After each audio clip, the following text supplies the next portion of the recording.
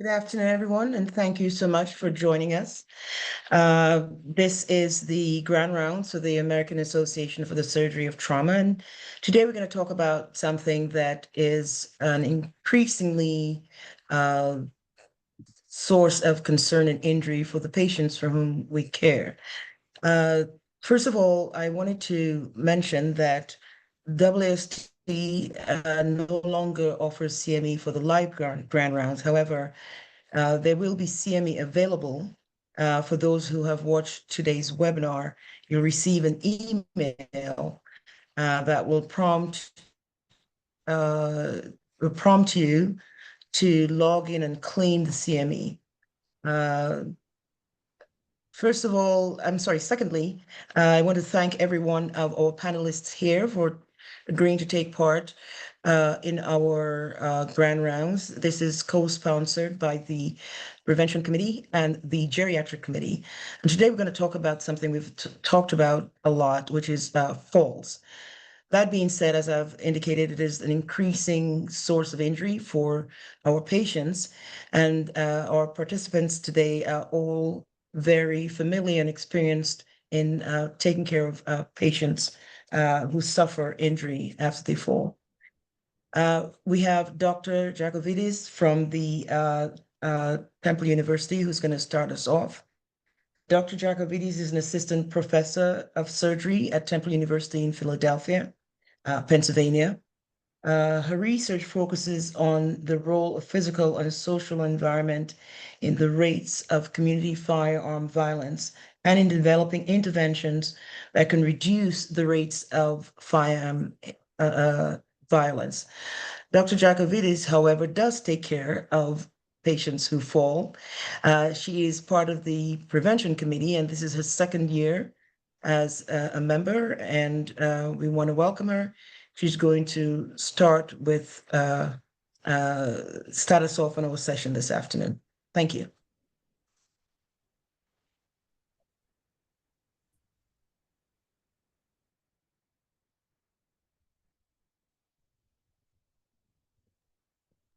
Dr. Jacovides, I don't know if you're speaking, but you might want to, if you are, I apologize. Yeah. No worries. Sorry about that. Thank you so much for the introduction. And hold on one second. I'm so sorry.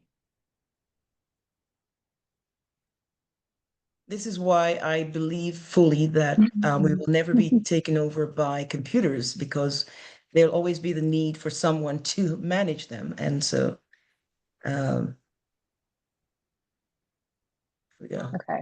Are you able to see just the screen? Yes, you might want to just switch because you are showing your speaker view. So maybe you just switch the views. There we go. How's that? Perfect. No worries. Okay. Thank you. All right. So sorry about that. We did practice all of this ahead of time, and of course, had to go back and do it a little bit again.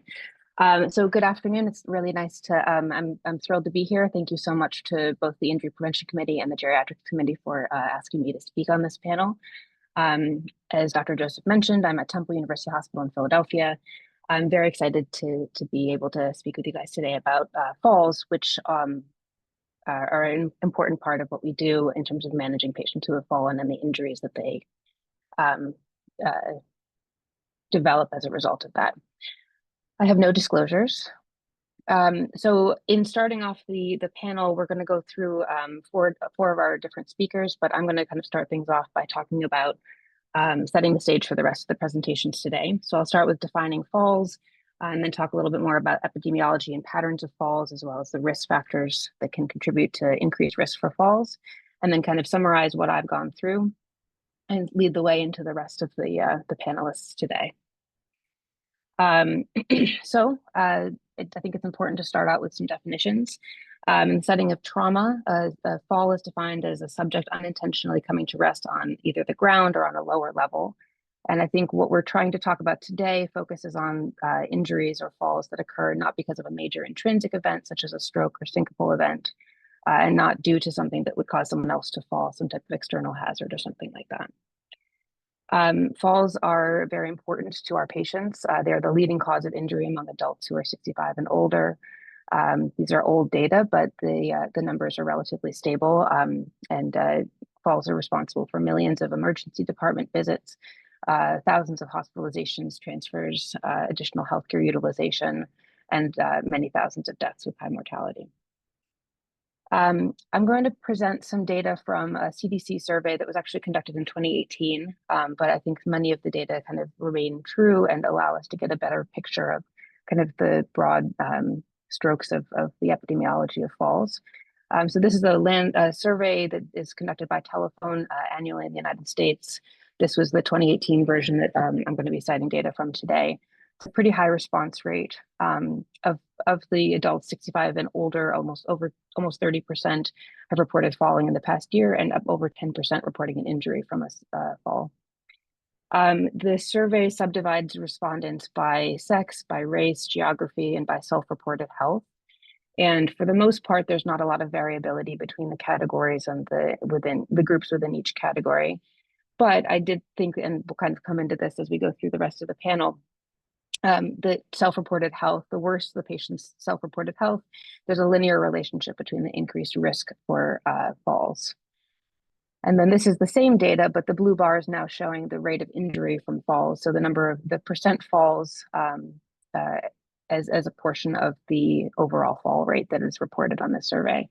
And again, there's not a lot of variability in the first three categories, but you can see that not only does the injury rate increase with worse self-reported health, but the rate of injury from the fall increases. So up to 50% for patients reporting in poor health versus more like a third for patients in excellent health. So I think that, and then the survey also looks into discussing whether patients report difficulty with various activities of daily living. So whether they report difficulty seeing, difficulty concentrating, difficulty walking or climbing stairs, performing errands alone, or dressing and bathing, all things that we hope our patients are able to do. And that, as many of us have known and taken care of these patients, that when these things start to falter, we do notice increased risk of falls and increased risk of injury from those falls. And so in all of these scenarios, patients who have difficulties with any of these categories also have higher risks for falls, which I think is consistent with the clinical experience that most of us have had. The survey also looks at data over several years. There's not a lot of change here. I think that some of the goal of some of our other speakers will be to discuss efforts that are being made to combat and reduce rates of falls. So we can hope that we can reduce some of this in the future going forward. But as you can see, the thing that I think is interesting to highlight here is that with increasing age, we do see increased risk of falls, which is, again, consistent with what we typically would experience in clinically and what we see in the data that we've discussed so far. So our youngest group, the 65 to 74-year-olds, is this bottom bar here. The next group up here is 75 to 84-year-olds, and then over 85. And again, this is falls by year, and then percent of injuries from falls by year. So having established that falls are a relatively significant problem that are worth talking about, addressing, and devoting an entire grand rounds to, the question is what contributes to those falls, and therefore where can we start thinking about how we can intervene and try to make some changes. So this is a relatively older study, but I think was important to kind of look through as a prospective evaluation of over 300 patients, 75 years and older, with a fairly high incidence, although aligned with what we see in other sources in the literature, but a relatively high incidence of falls, almost 30% falling at least, over 30% falling at least once, and then almost a quarter of them having serious injuries as a result of falls, including several fractures. And these were the variables that the study identified as, as associated with an increased odds ratio for injury from fall and from falling. So sedative use, cognitive impairment, extremity disability, or difficulties with balance or gait. This is a little more data from that same study, which I think another point that I think is important to discuss is that fall risk increases with increased risk factors. So risk factors can be additive. Many of our patients have more than one of these risk factors, and with each additional risk factor comes an additional risk for falling and therefore for injury. And then I think the next point that I think is important to discuss is that fall risk is not a static measure. So a patient's comorbidities do not define that patient's risk for falling.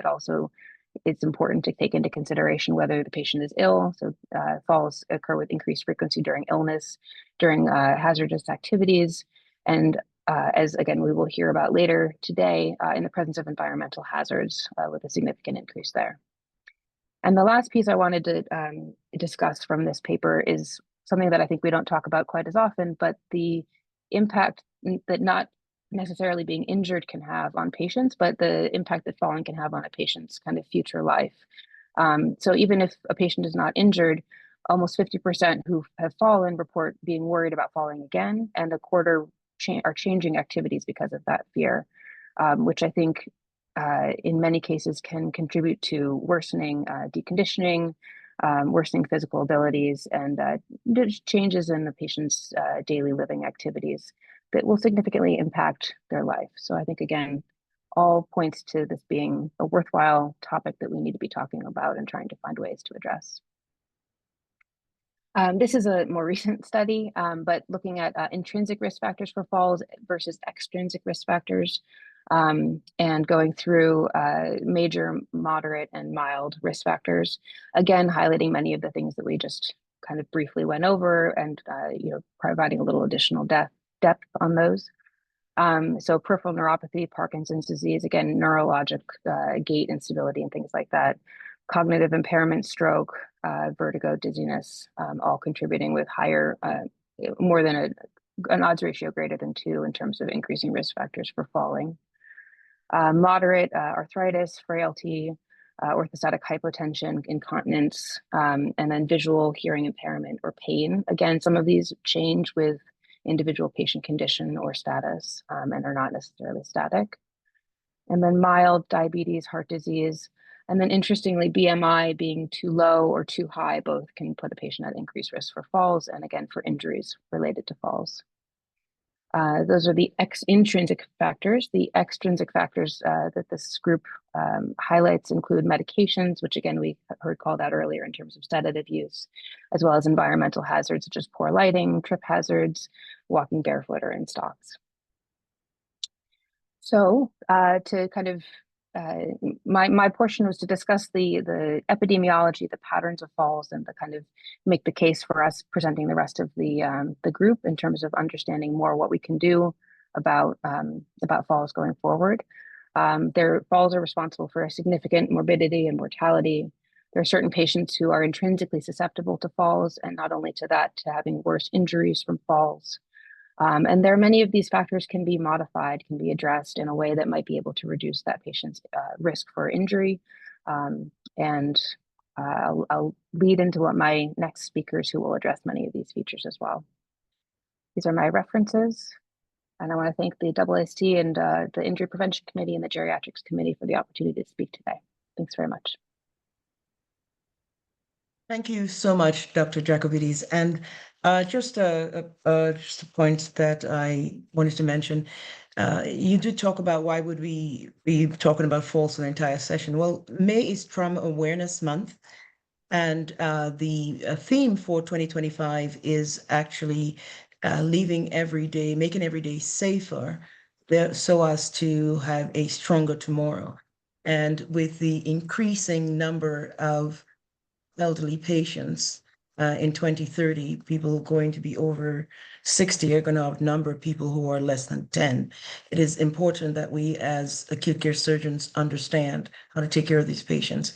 I should also mention that the 21st of May will be Trauma Survivors Network, also Awareness Day. So we're going to now have Dr. Ratnasekera, who is going to be speaking about actually what happens after someone falls. Dr. Ratnasekera is the Associate Trauma Medical Director at Christina in Newark, Delaware, and which is, as we know, a level 1 trauma center. She's also the Director of Surgical Research, overseeing the Department of Surgery. She completed her surgical residency at University of Medicine and Dentistry of New Jersey School of Osteopathic Medicine, and pursued a surgical critical care fellowship with at the Virginia Commonwealth University. Her research is focused on traumatic brain injury and preventing VTEs, and I'm sure we're going to hear a little bit about that. And you have the floor, Dr. Ratnasekera. Thank you, Dr. Joseph, and thank you to the AAST and the Injury Prevention Committee and the Geriatric Committee for the opportunity to present today. I'm going to share my slides. Right. Does that look all right to everybody? Okay, so my part of the talk is what happens to our elderly patients when gravity wins. I too have no disclosures. So we as trauma caregivers are called and are entrusted a significant responsibility to care for our aging population. So it is important to understand what are the most common injuries in these populations. So here I have listed the most common injuries that we see in our trauma centers, and there are head injuries, cervical spine injuries, rib fractures, and pelvic and hip fractures. So as it pertains to head injury, it is the most commonly encountered injury in elderly patients. And there are several challenges that we face when we're dealing with elderly patients with head injuries. They're at a higher risk of bleeding because most of them are on some sort of anticoagulation, such as a DOAC or warfarin or antiplatelets, which increases the risk of bleeding. And elderly patients may sometimes have a higher initial GCS, but then once their head bleed worsens, they decline pretty rapidly, and then they eventually die. They may initially have lower ICPs because they have significant encephalomalacia, but cerebral autoregulation does not function as well as compared to their younger cohorts. So while their ICPs may be lower, they may still have secondary insults to their brain from ischemia. Their head injuries, head bleeds can mimic strokes. So it could disillusion some of our caregivers to think that this may be a stroke or other encephalopathic disorders. Sometimes we see in several centers where we call trauma alerts, which is a combined stroke trauma alert, because we want to differentiate quickly whether this is a head bleed or whether it's an ischemic in nature. They may have discrepancies in their neurological exams from previous TBIs, strokes, surgeries, eye surgeries, and you cannot obtain a good neurologic exam or a pupillary exam. And at times, they even present later after an injury. Most elderly folks don't want to go to the hospital when something bad happens to them. They wait until their wives or their significant others or their family members tell them and force them to go. Or they may have substance abuse disorders. A lot of elderly patients do have substance abuse disorders, and they may not come until they are sober or they have awakened from their substance use state. So this was actually a study done by Sussman et al. In a New York statewide study analysis of TBI patients. The authors compared age groups of those who did and did not survive. The elderly had a higher risk of dying in all GCS ranges. So when you look at even GCS 13 to 15, just a couple of points below normal, their risk of dying, the age greater than 64, is much higher as compared to their younger cohorts where they have very minimal risk of dying of having a GCS 13 to 15. And of course, as their GCS gets worse, their risk of dying increases. So people found elderly patients being found down are also another common issue that we find in our trauma centers. And many elderly people who are found down are commonly under triaged. And we know that under triage misses a lot of patients and increases their mortality risk. So this study was a multi-center that was published in Journal of Trauma and Acute Care Surgery in 2015. And they looked at all found down patients. This is a Western Trauma Association multi-center study. And they saw that 33% of patients, only 33% of patients, were triaged to trauma evaluations. 67 were triaged to medical evaluations. Yet 56, more than half of all patients studied, had some sort of a traumatic injury. And the trauma triage patients had significantly higher rates of combined injury and a medical diagnosis. The authors eventually found that an independent risk factor of mistriage actually doubles as you get older. So what type of clinical situations can expose these found down patients. Found down patients can be exposed to hypothermia. So they come in very cold and you're trying to warm them up and at the same time trying to identify their injuries. They may come with substance intoxication, altering their GCS, making it difficult to identify whether there's a neurologic cause to their altered GCS. They may be homeless, thereby they may not come to the hospital as promptly as I mentioned earlier. They may have psychiatric history and they may be on several psychiatric medications that could alter their exam. So another common injury pattern that we see in elderly patients is cervical spine fractures. And it's pretty common and can be scary. Elderly patients may have very limited mobility in their necks, and they may suffer from disease states such as ankylosing spondylitis or rheumatoid arthritis or bone tumors, osteoarthritis, and skeletal hyperostosis, causing very limited movement in their necks. So the most mobile part of our cervical spine is actually the lower cervical spine. But because they have limited movement, their upper cervical spine is now the most mobile part. So when they fall and hit their heads on the counter or on the floor, there's hyperextension that causes fractures in the upper cervical spine. So mortality with this type of injury pattern is very high. They already have some component of underlying dysphagia, and the swelling from the C-spine injury makes their dysphagia even worse, and they tend to aspirate, which can increase mortality. This is often called death by collar.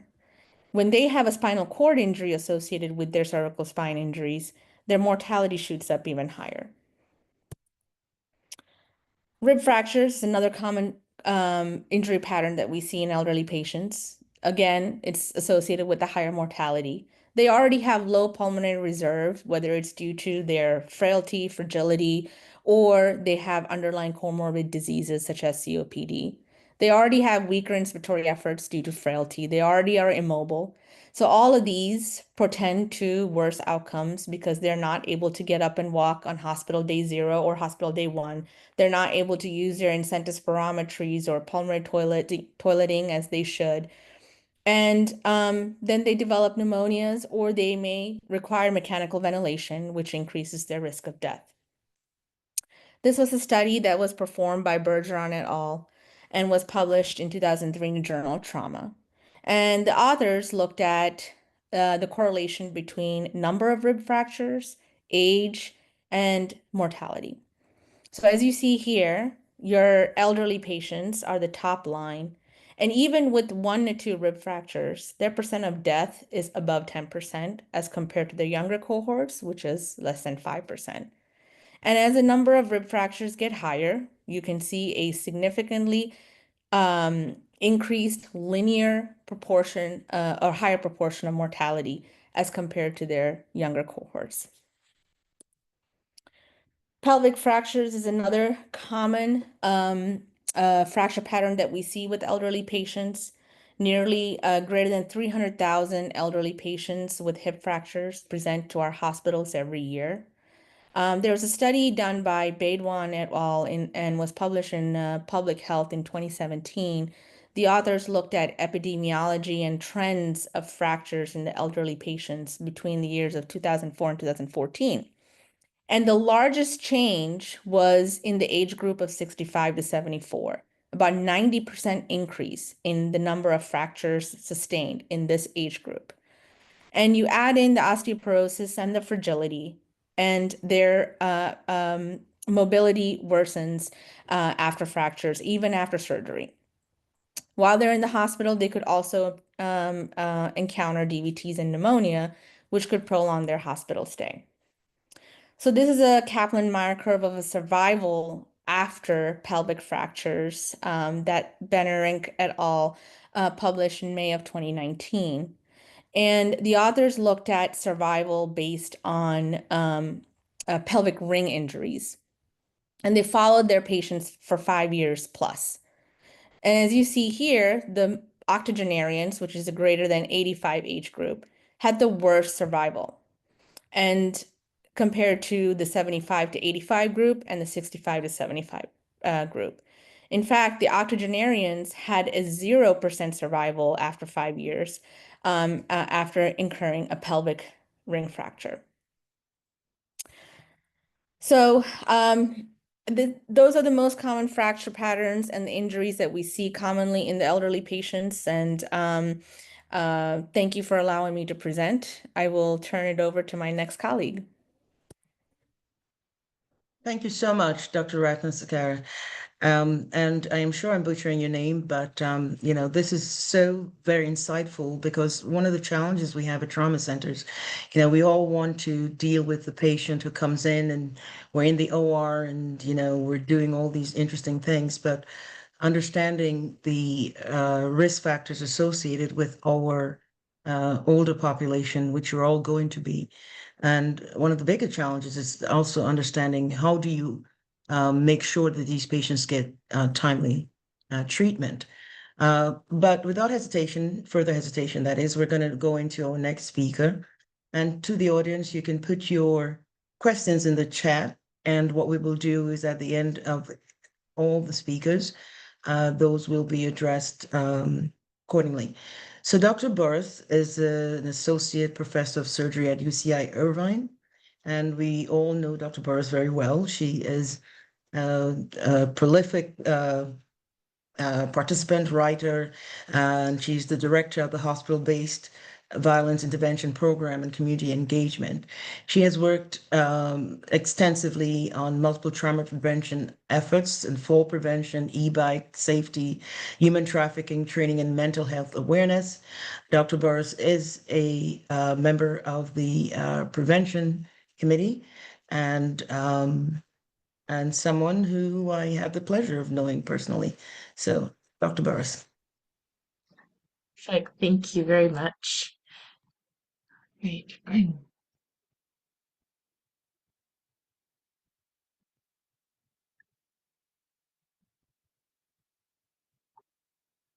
Right. Okay, hopefully the slides are working okay. So as we start talking about how to prevent falls, the first thing that came to mind when I heard Defying Gravity was Wicked. So had to put a little shout out to that musical.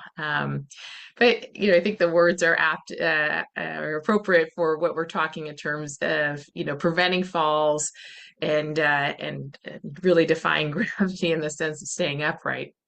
So no disclosures. We'll go through our home environment, how to utilize assistive devices appropriately, how to fall and minimize injury, as well as how to get up after a fall, and then some exercises for fall prevention, including Tai Chi.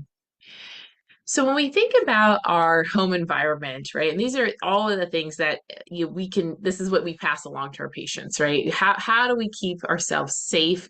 What are some actionable items? We know falls are a problem. We know they're prevalent. I feel like this week on trauma, it's been fall after fall after fall, some cirrhotics and some on Eliquis. And so it's a persistent problem that is just continuing to get worse.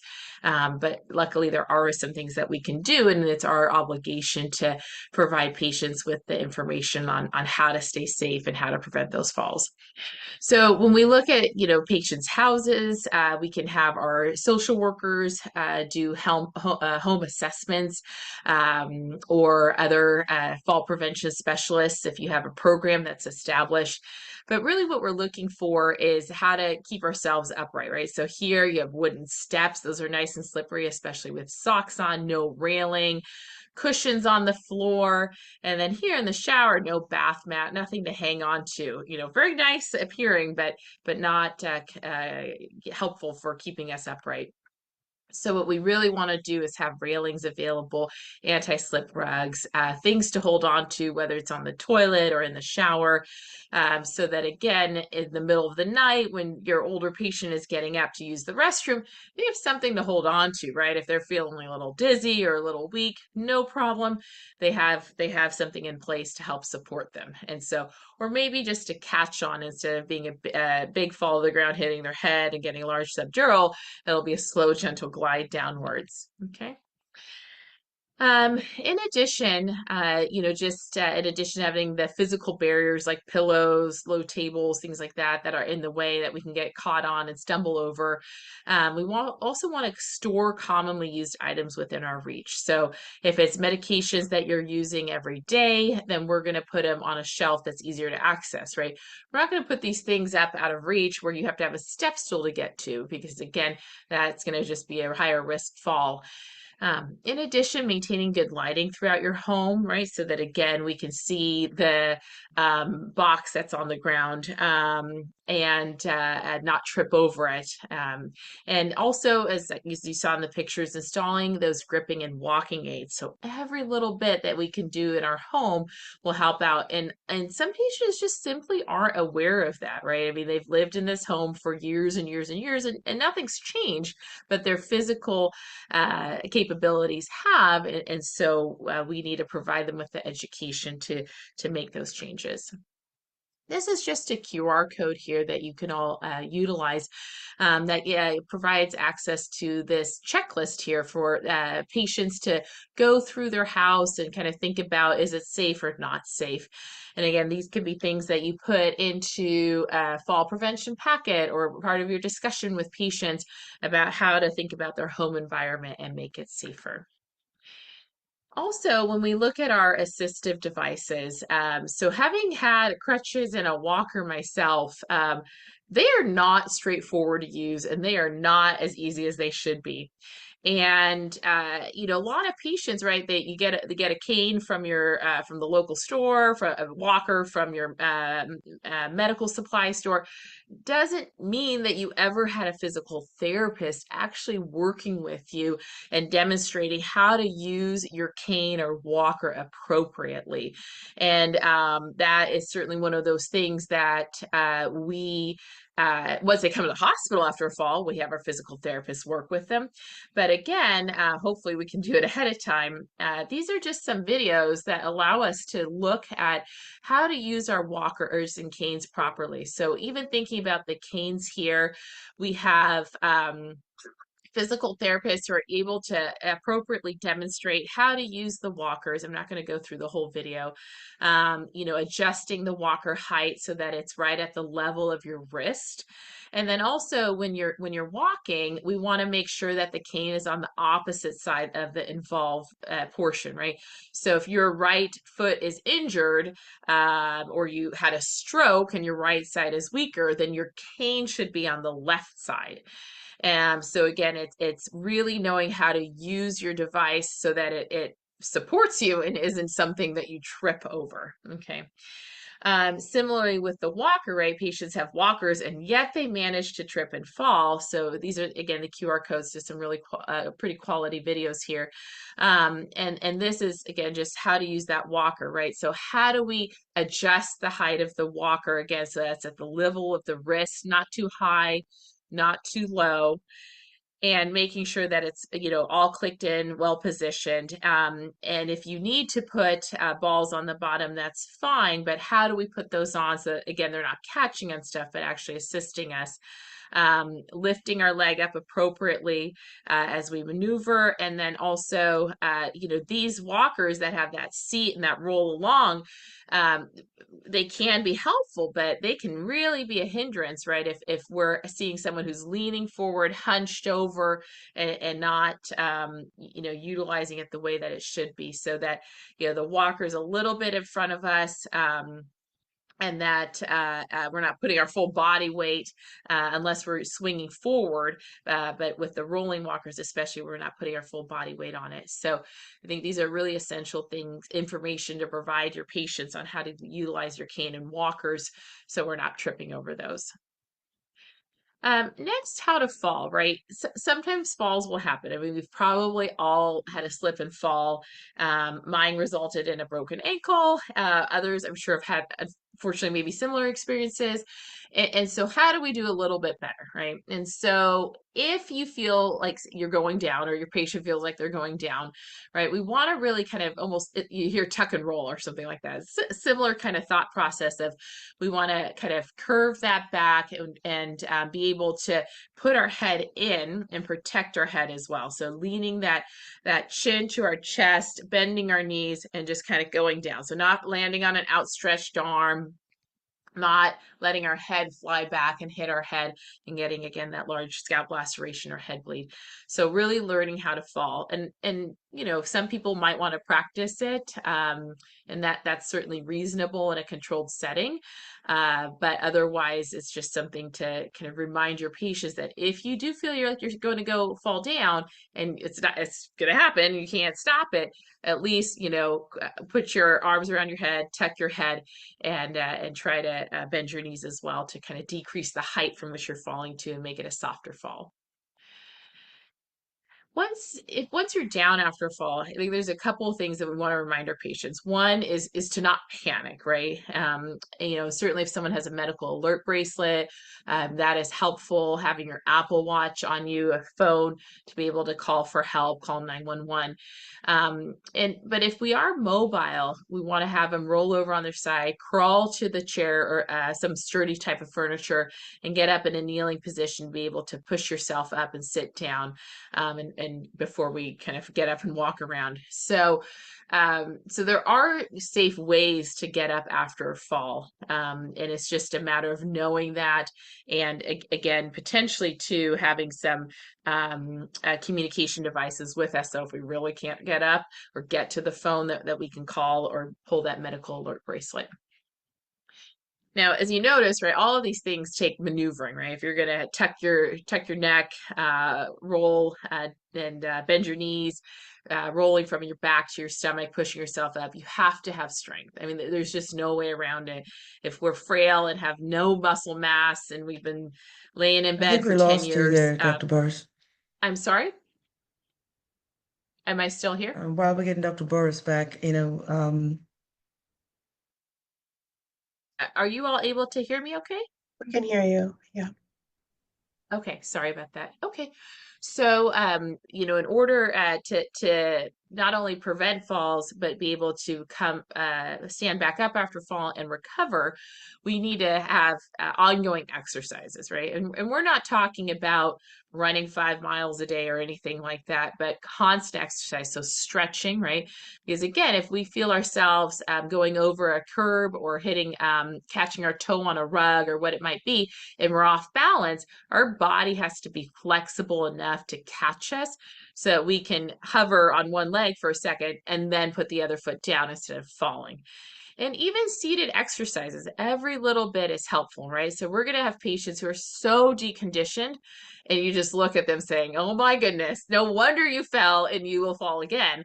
But instead of approaching it that way, we say, yes, you're here now and you're essentially bedbound or couch-bound, but let's do some seated exercises. And we're going to start on seated exercises, slowly going to standing exercises while holding onto things for balance. And very, very slow progression, right? It may not be perfect, but we always have to try and do a little bit better. One of the things that has a fair amount of literature supporting its use for fall prevention is Tai Chi. So physical therapy, 100% important, and there are many other programs out there for fall prevention.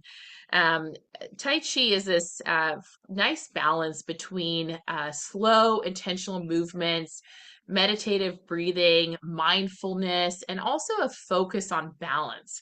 And it is an ancient Chinese martial arts, but it's obviously been kind of changed around a little bit, and for a lot of focus on again fall prevention, slow movements, and those slow intentional movements are what allow us to also build our strength and build our balance.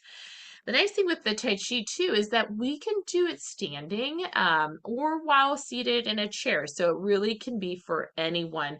So if you have someone who has their hip fracture, they're going to be non-weight bearing for a while, not a problem, right? We can address that while they're sitting in a chair and still maintain strength, and then work on the balance when they're able to get up and maneuver around.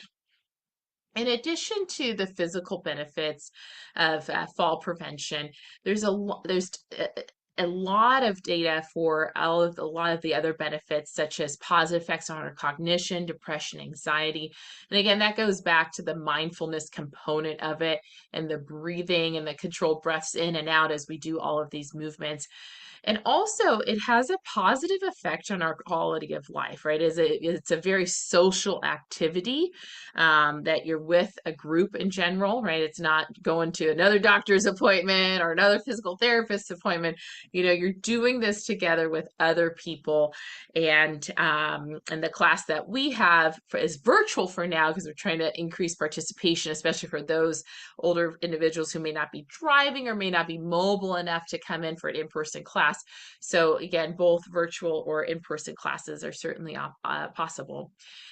And other papers here also describe that for those that have chronic health conditions like strokes, and that's also at higher risk of falls, by participating in Tai Chi 2 to 3 times per week, they saw an almost 50% reduction in the number of falls, as well as a reduced fear of falling, right?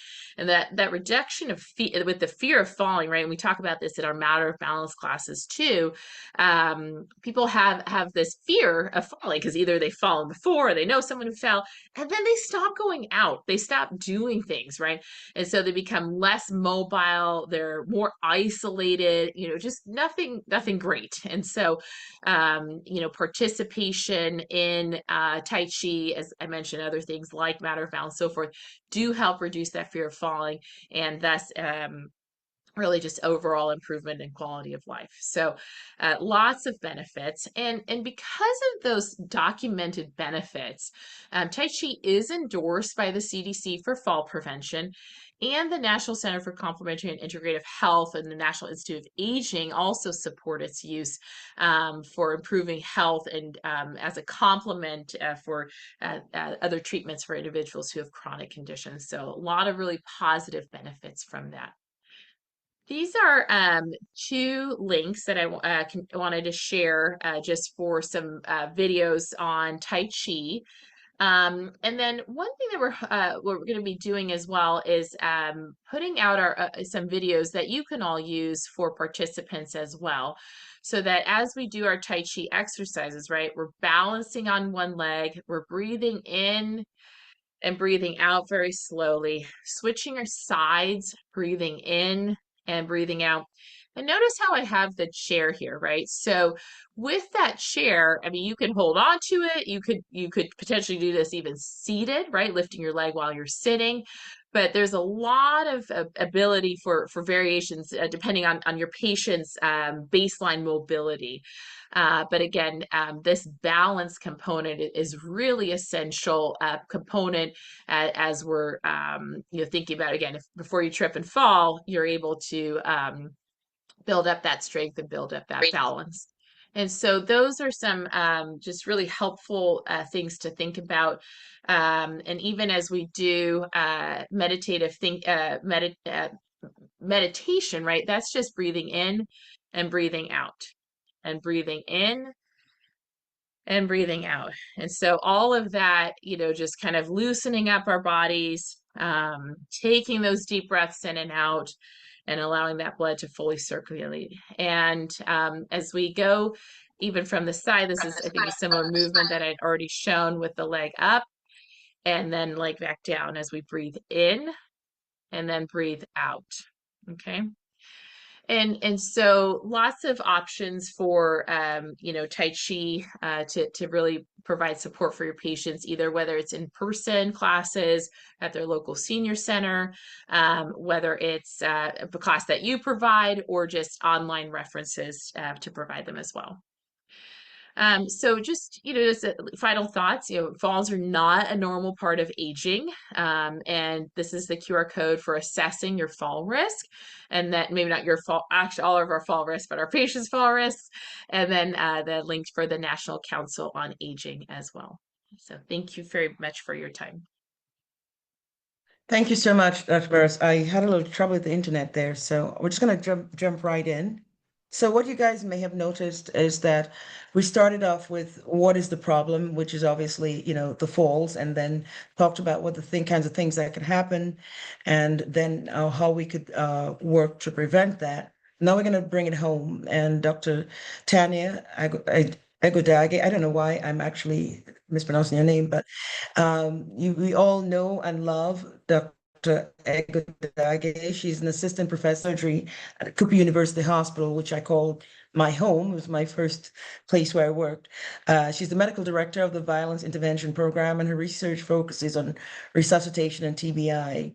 She is also the vice chair of the AAST Geriatrics Committee and has been very active in the fall events, which we will have another one again this year, as has Dr. Burruss, where we will bring to the community. It's a pre-session before the annual meeting, where we go to the community and really teach about falls and the importance of trying to prevent them. So without further ado, Dr. Egodage, and hopefully the internet will not die on me again. Thank you. Thank you so much. I'd like to thank the AAST, Dr. DeAndrea Joseph, for the opportunity to present today.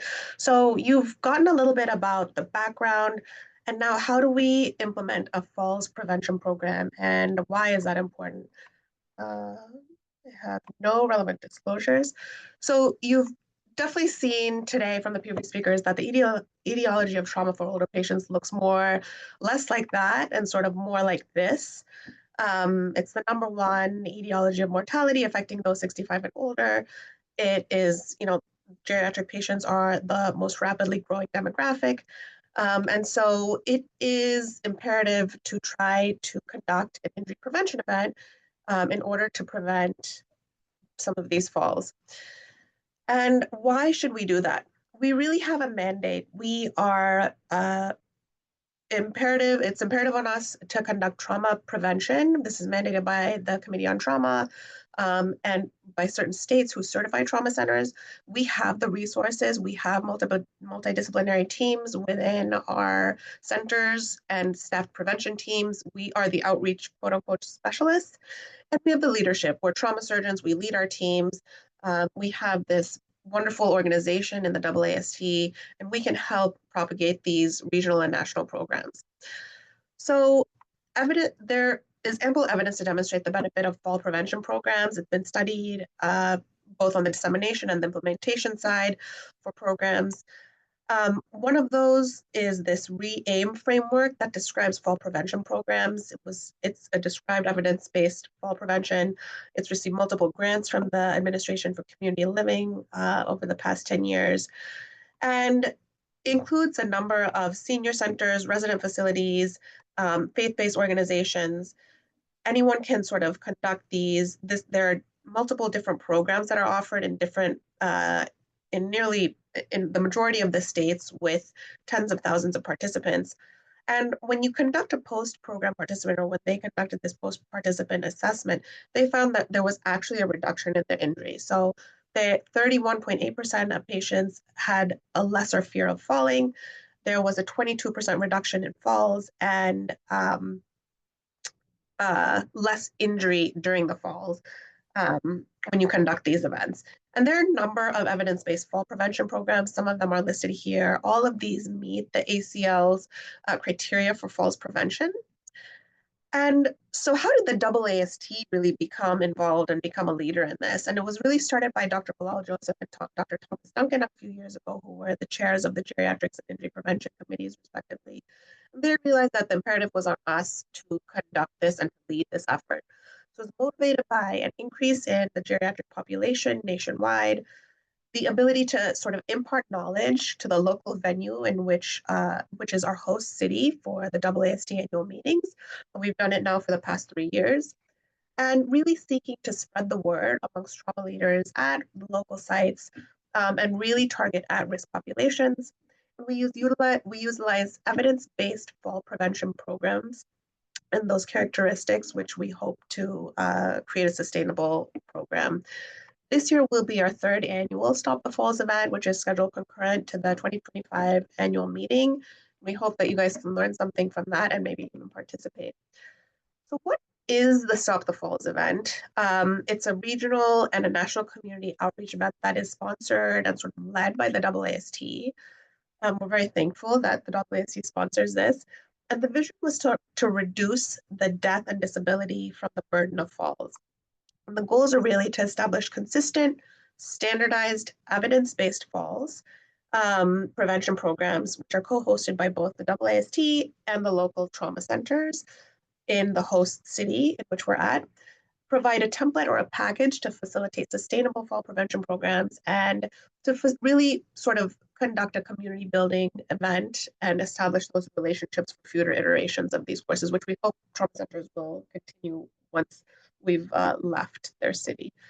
And the framework which we utilized was starting with the identification of a population, and that can be done when patients arrive at the trauma center through education of PCPs, but some screening mechanism that may include age, may include frailty, can be community-based, it's sort of variable, but identifying a really at-risk population. And then implementing behavioral modification by the evidence-based therapies, some of which Sigrid discussed, focusing on balance and strength, cognitive therapies, improving cognitive impairment, which is a known risk factor for falls, targeting really improvements in memory, orientation, and executive function, discussing hazard reductions, again, environmental assessments and educational sessions, and then focusing on this funding and sustainability piece through partnerships with local, regional, and national organizations to ensure that, the funding continues and this is a sustainable program. Some of the key stakeholders when you're conducting this event is the trauma center, the faculty, and the trauma program staff. We sort of already have a built-in injury prevention system. And so using that leverage to lead this event is great. The trauma surgeon should really be the champion. If you have a trauma surgeon champion, maybe your injury prevention medical director, who works with your injury prevention nurse, trauma educator, and your trauma program manager, your TMD. And then I think it's really important to know that you have to establish community partnerships, and that can be with your local or regional fire departments, your EMS, pharmacy, any local physical therapy, Tai Chi or yoga group, senior centers, the senior homes, assisted living facilities, all of those things. And really seek ways to maximize your impact in the region. A couple of those that have been described are at in Tucson with Bilal Joseph and in Ventura County with Tom Duncan, if you want to read more about that. And what we conducted was we started by planning. And site selection at each of these events, so now we're conducting this in Boston this year, so site selection begins about 8 to 10 months prior to the event. We created tentative itinerary amongst a subgroup of us that are the working group for this event. And then we recruit regional and community resources. We partner with a local community center or senior center and get really local governmental and local resource buy-in. We often reach out to the fire department and EMS, to local pharmacies or the local trauma center pharmacy, any local physical therapy or Tai Chi group. And then we prepare and sort of market the event as best as possible through the venues that we've selected with these community partners. And that is again done by our organizing subcommittee. Then we select educators and trainers for the events that often include a couple of trauma surgeons who are AAST members, and then local geriatricians, social workers, optometrists, fire department chiefs, injury prevention coordinator. Again, the local trauma center team is imperative in these events. And funding for our events has been sponsored by the AAST, but we like to get, vendors sometimes, and there are a lot of actually community-based vendors who would be interested in partnering with your organization if you were interested in doing this. We like to provide refreshments, lunch, resource bags, print event guides. Those are some of the things that we distribute to our participants. This is a sample itinerary for our day. And you can see that we've started in sort of the late afternoon. We have very short talks between 5 and 10 minutes, multiple breaks. There are activities dispersed throughout. And then we do provide both a breakfast and a lunch for these patients. It's interactive. You can see there's a fall prevention bingo that we've created and we host. So it's very interactive, very focused on the participants. And again, as I said, really brief. It's sort of time efficient. We start usually the late morning. That's sort of an optimal time. You don't want it to be too early. You don't want it to be too late. Ensure breaks and food, for example, breakfast and lunch, and make sure it's that engaging and includes activity. The talks are short and not so pedantic, that you use large font, that it's somewhat slow paced, and that we ensure minimal ambient noise. So all of these things are really imperative to ensuring success. Our package that we sort of have established now, which again is coordinated by both the Injury Prevention and the Geriatrics Committee, really sets to create a sustainable fall prevention event at the local center, as I've said, which is sort of a standardized now approach that we use. And we focus on episodic events with maximal population impact. I think we had nearly 100 participants last year in Las Vegas. We have a recommended schedule of events. We have specific PowerPoints that we use for standardly accessory material like bingo and Tai Chi, which is pre-populated now from some of our committee members. Again, Sigrid has led that in the past several years. And then how to interact with your local, regional, and national fall prevention organizations, and current references. This is an example of one of the references that we used our first year in conjunction with UCI, which was a local trauma center, and we provided this booklet. You can see that it's very specific to the community. It provides free resources targeted at older adults for transportation, for housing, for food. There's Meals on Wheels, community help, social workers, specific programs like the PACE program that's in Orange County. So it's very targeted towards the specific population and the venue that we're at. And then we do have giveaways. We give them the booklet with the information. We also give flashlights. We give grip technology, cutting boards, and other useful things to the participants. You can read more about what we've done with our Stop the Falls at this particular article that we wrote, which is really designed to help any trauma center implement a fall prevention event at their local facility. Again, any one of us, I think, who has been involved in this is happy to share our experience as well. And with that, I thank you. This is a picture of our first year, and we'll take any questions. Fantastic. I don't know if we have a lot of time for questions, and I don't know actually what happened to my internet. Moving right along, I do have just kind of like a general question that I do want to put to everyone. So the WHO, okay, I'm getting a note saying that we can still take any questions from the panelists. I'm sorry, from the audience, so feel free to put it into the chat. And while we're waiting for that, the WHO has described as of 2021 that falls are the second leading cause of unintentional injury that lead to death, and with patients older than 60 suffering the biggest sequelae of that. Moreover, one in six people over the age of 60 will be over the age of 60 by 2030. So as ACS surgeons, and I'm actually going to put it to everybody, one of the things that we do is that there's a screening that occurs when somebody comes in where we check whether they're safe at home. But we don't necessarily do that in terms of falls, and that's actually done whether or not we see the patient. So the question I would start with Dr. Jacovides, do you think, and to everyone as well, that should be part of the screening tool when a patient is seen, whether or not the trauma surgeon is involved or acute care surgeon? I think that's an excellent question and a really interesting idea. I think that I'll give kind of a both ways answer, but I mean, there's a lot of screenings for, depending on what we're seeing a patient for. I think that we see patients for all sorts of different things, and there are a lot of risk factors that we could address and try to kind of look into. I mean, when we think about patients who come in with firearm injuries, we think about talking about safe gun storage and access to guns.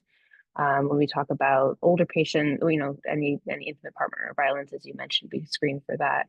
So I do think that it makes a lot of sense to think about doing this as a more formalized pattern in various centers.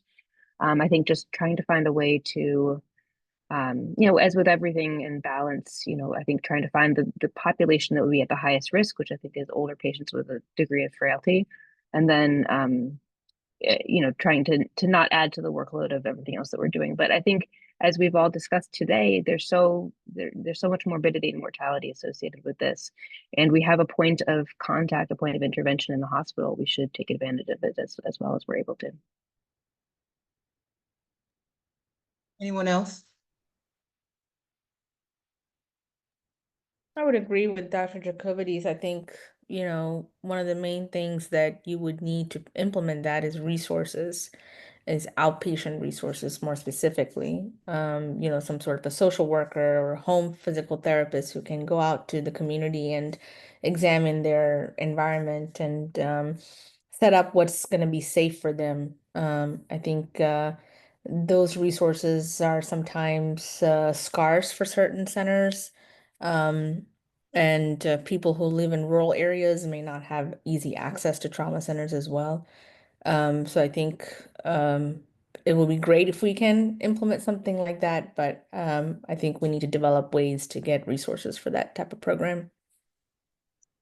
I will say that, I think that there are, some places are obviously more underserved, rural areas, other areas. However, there are community partners that we can partner with who provide some of these things. And so the burden isn't necessarily fully on the trauma surgeon or the trauma center. It's to really just establish that partnership. Sometimes, like how we do with some of the, hospital linked violence intervention programs or something like that.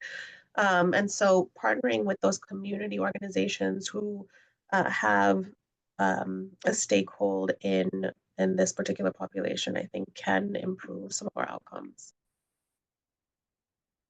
I'm actually going to say that I agree. Making sure that we really partner with the appropriate people, and I would throw this to Dr. Burruss with regards to Tai Chi. It was interesting in doing a little bit of research that there was a recent study back in 2024, just last year, that did a meta-analysis of the different types of intervention and found that Tai Chi was extremely beneficial. It actually increased bone density in addition to doing all the things that you described. So how is there a way to, I don't know, like create a process for the center or even the physician to kind of utilize or make Tai Chi more available to our patients? Yeah, absolutely. I mean, I think like many things, it's always a question of time and resources. And so I think depending on again who you have available, if you have a dedicated fall prevention program, maybe where trauma has partnered with geriatrics, for example, then there's an opportunity to have a lot more instructors and actually go through a Tai Chi training course. There are some out there that it's a 2-day course that teaches Tai Chi for fall prevention. So separate from the, we're doing it for martial arts purposes, but the Tai Chi for fall prevention, we can certainly get certification as an instructor within 2 days. So not too time intensive. And with that, then it's getting our patients involved in that activity, right? So again, in person or virtually, whichever is going to be more feasible, again, depending on number of personnel and your patient population. If you're in a very rural area, it's going to be challenging to get them all to one center, but a virtual option might be doable.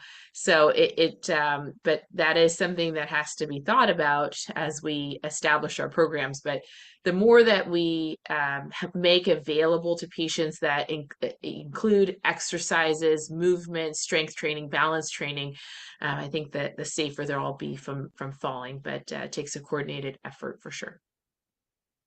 So I know we're a little bit over time, but I want to throw this question out to everyone. This is kind of near and dear to my heart. One of the things that I had instituted was something we call a geriatric activation, which brought a lot of tears to a lot of people, including myself, because it is an increased workload. But as Dr. Ratnasekera had pointed out in that Western Trauma's paper, there was a significant portion of patients who were under triage. They called it mistriage, but really under triage, and we all know the importance of timely intervention. So I'm going to ask with everyone, I'm going to start with Dr. Ratnasekera because that was a reference. Do we think that there needs to be a particular and separate focus for activation of geriatric patients in trauma centers? You're just gonna tell me yes or no and defend it briefly. Well, that's interesting because our center just so in 2022 or going into 2023, I think that's when the ACS recommended that centers develop geriatric or elderly patient specific physiology to call for alerts and be triaged. So we followed it and we said, okay, let's add our geriatric specific alert criteria to our triage criteria. And we actually found a pretty significant increase in alerts.